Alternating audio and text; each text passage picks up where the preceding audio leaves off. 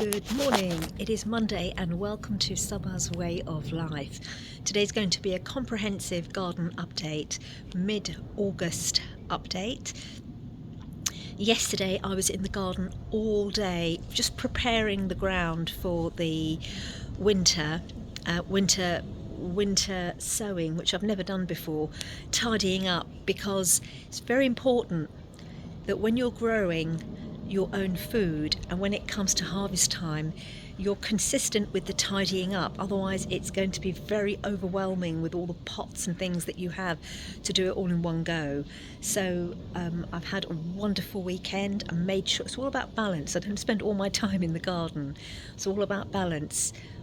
Went to the beautiful coast over the weekend, went to watch horses. You might have seen it in my shorts. I went to watch horses train in West Sussex and spent time with some incredible people, and the land and 150 acres of just pure beautiful countryside, and the smell of horses and the sound of horses, which really salt of the earth kind of activity. And then not far from the coast either, went off to the coast as well and really breathed in the beautiful sea air, nice walk along the pebbles, fish and chips always, of course, when you go to the seaside. So it's really about balance and also making use of the weather. As soon as it's sunny and warm, and if you're able and you have a choice, I know not everybody does, and I didn't some years ago, but if you have a choice, get out in the sun. One of the things I regret the most is that I hadn't got this wisdom then. I was too busy working to make money and thought that was the right thing to do, and my children didn't really get much time out and about, and that's sad. So don't make that mistake. A lot of people do, because they're on this rat race and think that's what they need to do. You've got to balance everything, and children need the ability to have freedom and be creative when they're young. Otherwise they can go awry when they're older. It really does affect them emotionally. But we're not here to talk about children and upbringing and those kind of experiences, of which I've got many, an experience to share with you through doing things the wrong way. But let's talk about the garden today. I always go off on a tangent, as you know, and that's how it is with me. That's how my mind works. And let's turn this around. So it's a completely transformed garden because it's not so congested anymore. I've emptied out and pulled out and cut and pruned a lot of stuff yesterday, and you can see there's quite a lot of bare patches which weren't there before. The kale is still there, the cauliflower, a lot of the straggly spinach plants I've pulled out now, and cauliflower, broccoli, all pulled out. I obviously harvested what I could and then pulled the rest out, because we are now mid-August and I've got to think about planting. I don't have huge amounts of land. I've left cabbages there which are really not doing well. I've left some of the beetroot in. Some of the beetroot I've now pulled out. Well, actually I was cutting the leaves, and beetroot roots are not very deep and they easily become dislodged, and I dislodged 3 or 4 of them, so I'll be pickling them and sharing that with you. I've cut back the strawberry plants. There's not many more strawberries anymore, and they do like to propagate themselves. These come out, these things here, and then they root themselves. Well, I don't want too many strawberry plants, they take over, so I've cut them back. You can see the difference between these strawberries, commercial strawberry plants, and wild, non-GM, organic, well, organically grown, of course. Even these ones are organically grown, but these ones are wild strawberries. They're much smaller. I have pulled out all the onions because they were ready to be harvested. I'll share with you out front when I harvest the other big onions and how I know when they're ready. You can Google it anyway. I've left the leeks in there because they're doing all right, and I am going to check with all the seeds I've got what I need to actually for. I'm just showing you a whole heap of mud there. what I'm actually going to do to prepare and what I'm going to grow, I don't actually know yet. I know there are some green leaves that I want to grow over winter, which like wintertime, like mustard leaves, for example, and other chicory, I think. Anyway, I will have a look. But also, I'm not going to leave any soil bare. Wherever there's bare soil, even small amounts, I'm going to grow fenugreek. Fenugreek is a natural fertilizer. It's known as a green manure, and there are other types of green manures, but fenugreek is what I'm going to grow. In the Indo-Pakistani culture, it's called methi, because we use fenugreek in cooking a lot, especially when cooking leaves like spinach, for example. You never cook spinach on its own. You cook it with coriander, you cook it with fenugreek leaves, you cook it with dill leaves, and it's delicious when cooked properly. I'll have to show you that one day. So I'm thinking about that now. I made a mistake yesterday and I pulled out all the carrots and then I realised I didn't have to do that, so I shoved them back in. Can you see here? And they've actually done quite well. Anyway, if I notice that they don't go back in and the roots don't take, I will pull them out. I don't need any more pickles because I've made carrot pickle. I'm making it. It's cooking, still cooking in the sun. And I'll pull it out, chop them up and freeze them, because they always come into use in soups or with a roast, and you can freeze them. We've got freezers to freeze them. Over here, the only bottle gourd that survived, there was one that was doing well, and look at it. It shriveled up and died. This one is growing. Can you see it? I have to be really careful with it. I don't want to touch it. This one's growing. We've still got some other flowers coming out. They're male flowers, but there are no new female bottle gourds coming out. And now I suspect, if I turn this around, I know it's because of the trees above. And this bottle gourd, I followed the leaf structure around and noticed that in the greenhouse, see there? There's a couple of leaves that have come out of the top of the greenhouse where I'm ventilating it, and they're facing the sun. See how nature works? And they're getting a lot of the sun's energy, which I think is feeding that young bottle gourd. It's fantastic. So I'll probably only get one. Now, my mother's got a bottle gourd plant in her garden, and she's got 6 or 7 coming out, and her garden faces south. She's put it in a pot and she's looking after it, and they're doing really well. She's managed to pollinate it herself, so touch wood, hers work. Same seeds. Right, now I'm going to show you a few things out at the front, and I'm also going to show you the corn on the cob, which is pretty amazing. Before I do, look at these are the onions I pulled out, and I'm drying them. It's very important that you completely dry them, so when you do harvest onions, do it when you know you've got 3 or 4 days of warm weather, because I've put them out in the sun, I've laid them flat, and I need them to dry. And I might hang them upside down somewhere. I don't know how they do it. I think they pleat them or something, I don't know. Anyway, I'm just drying them, and then I can store them and eat them. Of course, there's not that many, but it's always lovely growing your own, and I've got some big ones outside. Over here, I've shown you this a few times, the pickle, but I've now put sesame oil in, and all of the ingredients were put inside a saucepan. I put the sesame oil in, and I just gently heated it just to kill off any pathogens, and then very quickly put them back into the jars and covered them, and now they're out in the sun. The danger with this is always that it doesn't grow fungus, so I've made sure that the sesame, this is cold pressed sesame oil, organic, to make sure that the oil covers. I might need to add a little bit more in this one, that covers the vegetables. Pretty much almost does, yeah it does. And now I'm just leaving it to cook in the sun. I'm just using the sun's energy as much as I can, because then when we utilise and consume the pickle over the winter and over the next couple of years, all that sun's energy is in the pickle itself. This was a process that has taken so far a month.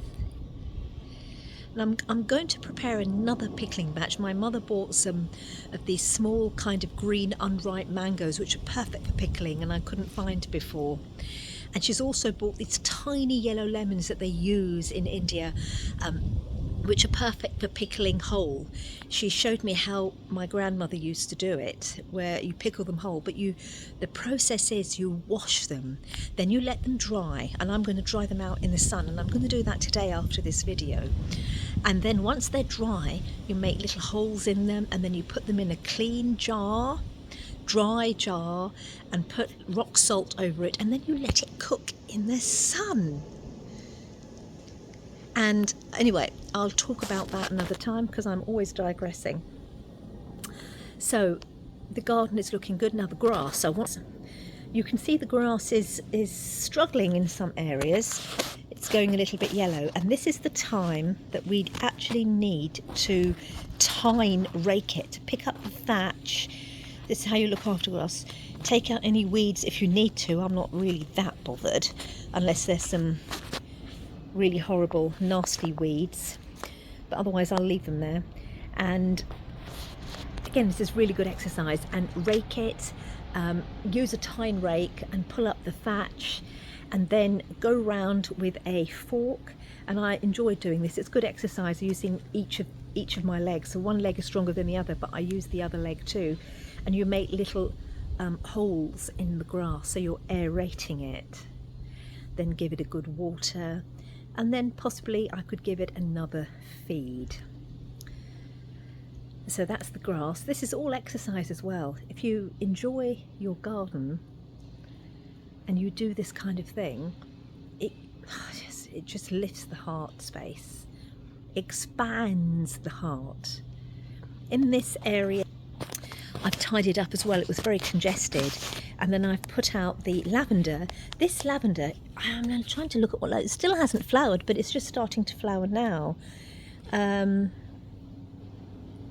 This is the lavender here, Verve lavender. It was cheaper than the other one I saw flowering. I think this is a proper English lavender. And it's starting, I can see it's trying to flower now. I don't know whether it will or not. But I've got lavender and rosemary. I bought these really small and then I repotted them. Lavender and rosemary, and it just looks a little bit more uniform. And it's a bit tidier, this section. It's still a bit congested, but I'm just watching and observing to see what happens and how I'm going to manage it all next year. The bougainvillea is giving a second flush of flowers, which is beautiful. This will go into the greenhouse for winter. They don't like cold weather. These are the beautiful displays of bougainvillea you find climbing all over homes in south of France, for example. Absolutely stunning displays. So let me take you out. Oh, before I do, see all these bare patches here? I've harvested all the coriander there, and what I've done now, this is important, in that section there and in this section here, harvested the coriander, but what I'm doing is giving it a nitrogen fix by sowing fenugreek seeds. So I will be doing, oh actually I've done it there. Fenugreek, remember, is a nitrogen fixer, so it's going to put nutrients back into the soil. That's why I'm doing that anyway all over the garden. No matter if I grow other vegetables, fenugreek grows very, very, very quickly. So I can still grow other vegetables around the fenugreek or pull it out if I need to. But anything that's bare, fenugreek is going in, and hopefully today. Right, let's go out to here. Look at this corn on the cob. Now, here the cobs are forming. Here are the tassels, and here the cobs are forming. Can you see? Can't believe this. I wasn't sure whether they'll kind of pollinate each other. One of my viewers, a new viewer, who just recently subscribed, She very kindly sent a message, where you can see in the comments on a previous video, I think it was the August update. She said if you shake the tassels at the top, can you see things flying off? They'll fall down to help pollinate. Now I know the wind does it, which is why I've planted them in blocks, but I didn't know that tip, and that's a really good tip. So I've used that and I've been shaking them, but they're already forming beautifully. Look, there's another one growing here. This is a very young one. I also live quite close to some beautiful nature. I really live close to some beautiful nature, walking distance and woods, and there's a lovely cornfield that I walk through. You might have seen it in one of the stories I put up. I think I put it up in one of the shorts. It might be on my Instagram account, which I don't use that much, but I try and share nature when I can. But they've got fields and fields of corn, and I know people and dog walkers walk past and just pick one up. I don't think the farmer minds, because they're right there in front of you, and I've seen people do it and say no, it's absolutely fine. You know, it's not about going there to farm 100 cobs. It's walking past, picking one up and eating them, and they're so sweet. Just munching into them, they're so sweet. And I think they'll be kind of ready to harvest in the next couple of weeks, maybe September time. But I'll try and share a video with you when I am there. Now, here, these onions, I want to show you something about onions. Look at these. These, I think, are Bedfordshire Champion onions. They are, as the name suggests, grown for shows because they grow so big. Well, I grow them to eat, not for shows. But you can tell when they are ready to harvest when these stalks, they fall. They kind of collapse like onto a 90-degree angle. You also can see that they start to go brown like this. Now when that happens, and this has only happened in the last couple of days with these ones, I'm going to leave them for 3 or 4 days. This one here will collapse as well, and when it does, this one here has as well. You can see I will then pull them out, but there's still some potential to grow a little bit more. They're not quite ready to harvest, and then I'll dry them. These leeks, you can grow leeks in pots. They're doing so well. Look, remember, leeks when you grow in the garden are not like the GM leeks that you get, big massive fat ones in the shops. These are slim. I've talked about leeks in a previous video, so go back and have a look. Over here is a cucumber plant which I've moved outside yesterday while I was clearing up. There's a second one coming up here that I had pollinated, I think it was just a week ago. One I've already harvested. This is a very rare, oh, there's another one, look, growing there. And I didn't pollinate that. I think the bees must have done that. But this is a very rare type of cucumber, and on the actual real seeds packet it says save the seed. It's very rare. Robert Bruns, I think. Notice here that the peaches, the squirrels have eaten. I didn't get one single one. They've eaten them all, munched into them and dropped them on the ground. I'm not wasting them. I'm putting them in here. I'm going to cut it up because that'll give nourishment to the soil for the cucumbers, which does need watering and feeding, even though I do it regularly. Look at this tomato. It's growing much, much bigger now. Look, it's going green, funnily enough. It's an Italian style tomato. I'm harvesting these tomatoes every day, little baby ones every day as they go red. It's just wonderful harvest. It's going to take you out to the front of the house just to show you the tomatoes growing out the front. They look incredible. Right, so here they are. This is facing south, the garden, and this is laden with tomatoes ready to harvest. Can you see? These are Gardener's Delight. These are the heirloom tomatoes. This one is going yellow. Will be ready to harvest soon. Beautiful.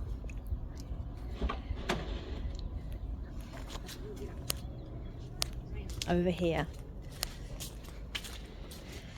See?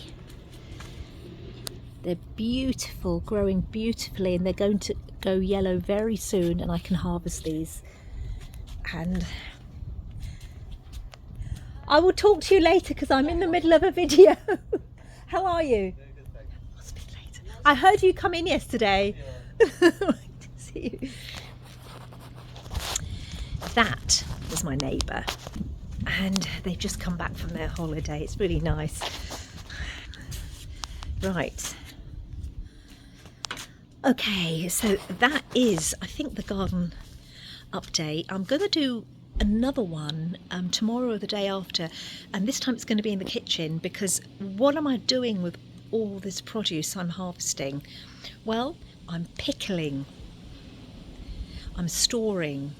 The rhubarb, I've taken about 9-10 stalks of rhubarb out yesterday, so I'm going to chop it up and put it in a saucepan. Not chop it up nice and big, put it in a saucepan, not add any water. I've made that mistake before and it became a pulp. Put a little bit of I use jaggery, which is a raw molasses sugar, a little bit of sugar on a small heat just to soften it, but try to keep it in form.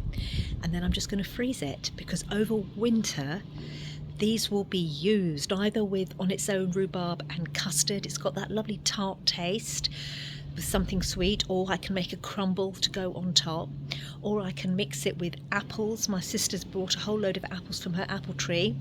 You can make apple and rhubarb crumble as well. There's so many things you can do over winter, and you're nourishing yourself with food that's grown on your land by the sun over winter. That's what you're doing, and it's very nourishing to the body. It's full of nutrition. That's how to do it. That's how to stay healthy. That's one of the ways to stay healthy, is through the food you put in, and it has to be real food. And if it's grown on your land, I have got to a stage now where I actually don't want to eat out, because I'm so aware that food is nutrition and what it does to the brain, the clarity of thought and the cellular integrity of the body, that most people don't see food as serving your divinity. Your divinity is nothing to do with religion here, is the ability to transcend, to move way above perceived limitations. That I got from Greg Braden, and I had to really think about what he was saying here. And you've got to understand how the human body operates and who we really are. We're beyond this. Just what we're eating is helping us to connect through our wiring, and if the wiring is functioning properly and vibrating at a certain frequency, it's connecting through its own electrical source. There's a voltage to the source, to the divine source, which transcends anything you mechanically think or know. It's a knowing that just comes in, and it's divine. And the choices you make in life, if they're from that frequency, and I've mentioned this time and time again because it's real, if you understood this, you'll understood this is the real power. It has nothing to do with having loads of degrees or being able to do anything on a mechanical. It's all bullshit. You'll be far more powerful than any of that. And this is what the elite and mainstream is trying to stifle. In fact, they don't even know this. We're coming back to it. They're rediscovering what our ancestors already knew. How long has modern day science been around? 300 years, if that? But for 5,000 years before that, ancestors weren't trying to work out how things happened. They just knew they did. And they spent their time living that way. Whereas now we're trying to break it all down and figure it all out, and it's gone to pot. We all know that. Human beings have gone to pot. Again, remember that word, human beings. I would argue that there are very few human beings left on Earth. They're all hybridized, mechanical bodies walking around, and many of them are automatons, like homogenized. Anyway, I'm digressing and I don't want to do that. You're able to see that when you're functioning in this way. It's very hard to understand what I'm saying when you're not functioning. Something might move in you, but then take action and change your way of life. Have a wonderful Monday.